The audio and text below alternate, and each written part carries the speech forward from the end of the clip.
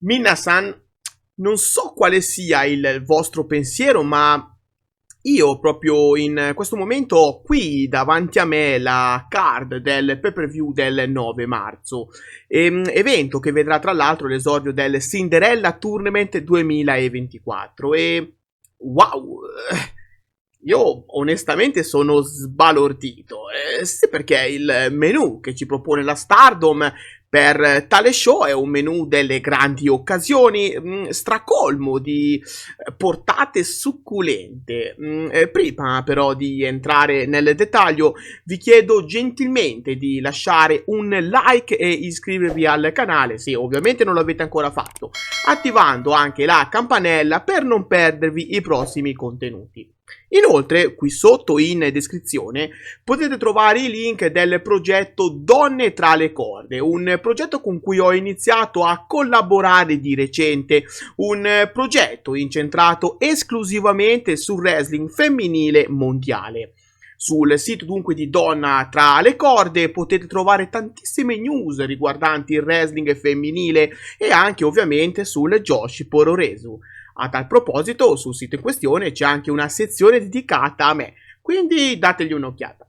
Fatto i doverosi accorgimenti, possiamo ora chiamare il cameriere e ordinare i piatti che più ci aggradano e credetemi, di piatti interessanti ce ne sono parecchi. Io, ad esempio, inizierei con un buonissimo antipasto sotto forma di Rina vs Miran, un match di grande fascino tra due delle atlete emergenti più interessanti del panorama nipponico.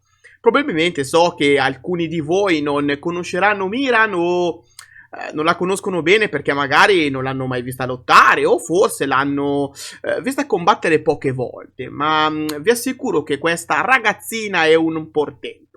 Ammetto che anch'io l'ho vista lottare poche volte, in realtà ho avuto il piacere di vederla sul ring solo nelle rare occasioni che l'hanno vista partecipare a New Blood, ma a me ha subito lasciato una buonissima impressione. Sì, perché dovete pensare che Miran è giovanissima, avendo soltanto 15 anni. Dunque, potete immaginare che per lei la crescita esponenziale è gigantesca.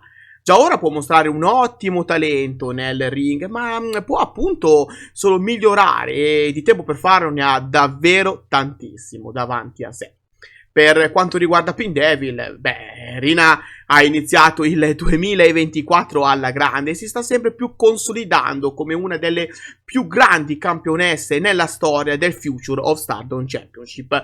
Il suo obiettivo è chiaro, superare il record di difese, ora fermo a 10, per poter scrivere il suo nome nella leggenda e ci sta riuscendo, man mano sempre più con prestazioni sublimi come quella messa in scena contro Yuzuki a Supreme Fight.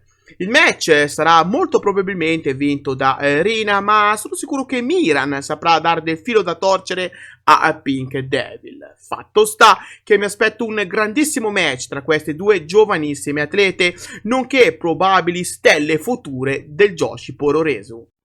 Continuiamo con un altro squisito antipasto offerto da Bushiroad con un Head Women Tag Team Match tra 8 delle partecipanti al Cinderella Tournament 2024.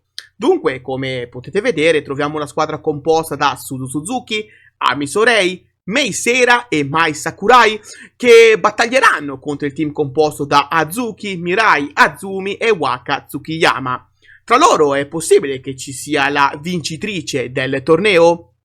Chissà. A tal proposito vi invito a lasciare il vostro pensiero qua sotto nei commenti. Quello che è certo è che il match si appresta ad essere un dolce preludio di quello che sarà il Cinderella Tournament, un torneo che, non vi nascondo, trovo parecchio interessante quest'anno e che spero possa regalarci qualche bella sorpresa.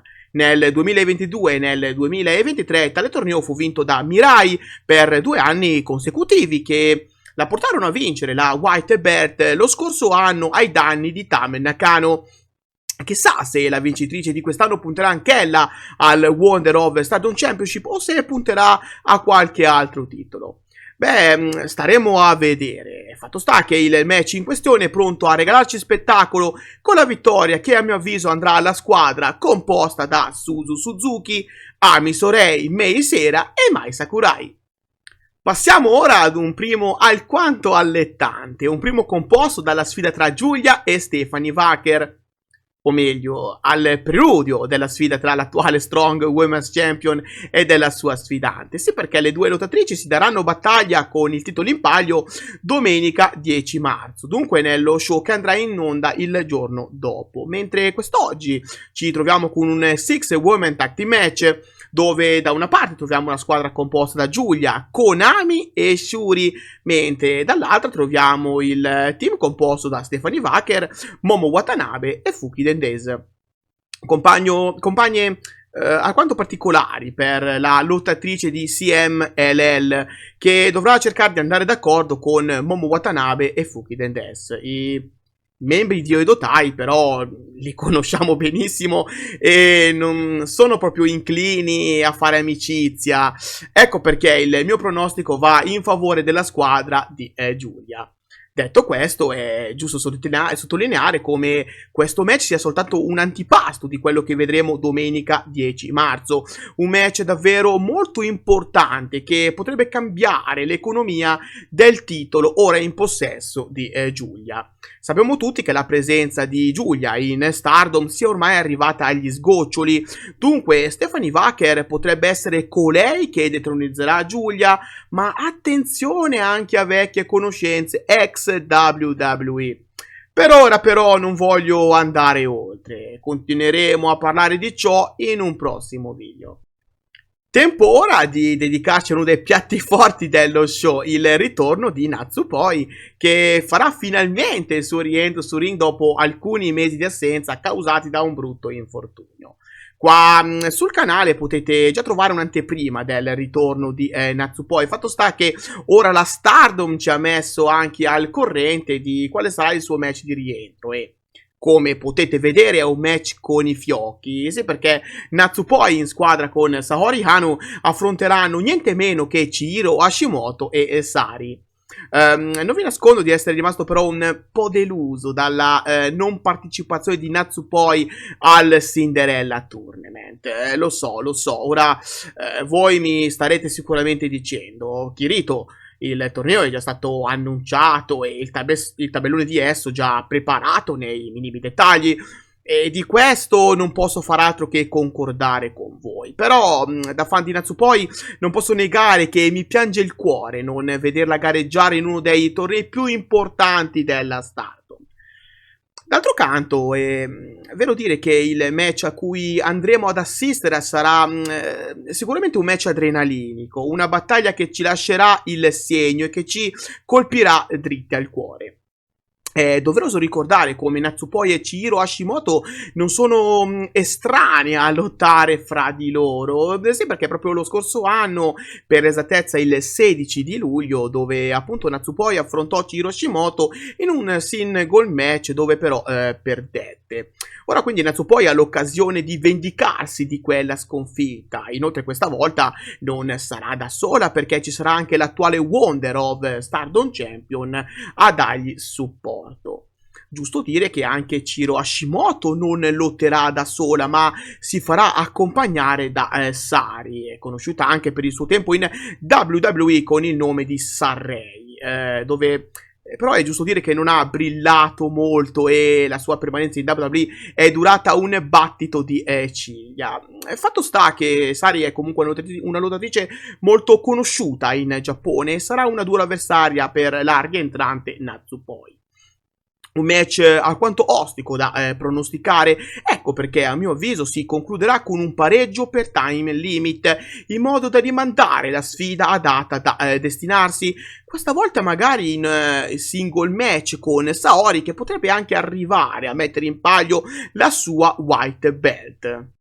Passiamo al dolce, dove troviamo un dessert davvero appetitoso, un dessert composto da 8 delle atlete di maggior successo della Stardom, nonché 8 delle lottatrici più amate e talentuose della compagnia, che si affronteranno in un 3-way tag team match.